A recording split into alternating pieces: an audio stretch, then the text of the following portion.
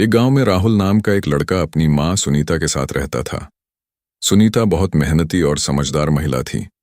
उसने अकेले ही राहुल को पाला था, क्योंकि राहुल के पिता का देहांत तब हो गया था जब राहुल बहुत छोटा था। माँ ने खेतों में काम करके, कपड़े सिलकर और घर घर काम करके राहुल को पढ़ाया लिखाया। राहुल बहुत होशियार था, लेकिन उसमें एक कमी थी। वो मेहनत से डरता था। जब भी माँ उससे कहती कि पढ़ाई कर लो, मेहनत करो, तो वो कहता, माँ, किस्मत में जो लिखा है वही होगा, मेहनत करने से क्या होगा। एक दिन माँ ने देखा कि राहुल सारा दिन मोबाइल पर खेल रहा है। माँ ने शांत स्वर में कहा, बेटा, चलो बाहर खेत में चलो, कुछ काम करना है।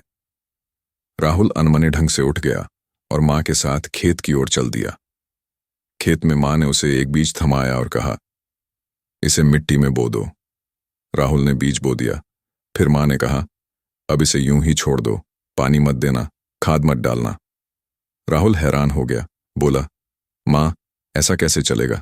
बीज बिना पानी और देखभाल के कैसे उगेगा? माँ मुस्कुराई और बोली, बिल्कुल सही कहा तुमने। जब एक छोटा सा बीज बिना देखभाल के नहीं पनप सकता, तो तुम्हारा सपना, तुम्हारा भविष्य बिना मेहनत के कैसे पनपेगा? राहुल चुप हो गया। उसे माँ की बात गहराई तक समझ आ गई। उसी दिन से उसने मेहनत करना शुरू कर दिया। वह रोज समय पर उठता, पढ़ाई करता और माँ की मदद भी करता। कुछ सालों बाद वह एक बड़ा अफसर बन गया और माँ को शहर में अपने साथ ले गया। एक इंटरव्यू में जब उससे उसकी सफलता का राज पूछा गया, तो राहुल ने कहा, मेरी सफलता की जड़ मेरी माँ की सीख में छुपी है। किस्मत से नहीं, मेहनत से सपने पूरे होते हैं। सीख, जिंदगी में माँ बाप की बातें केवल शब्द नहीं होती, अनुभव का सार होती है।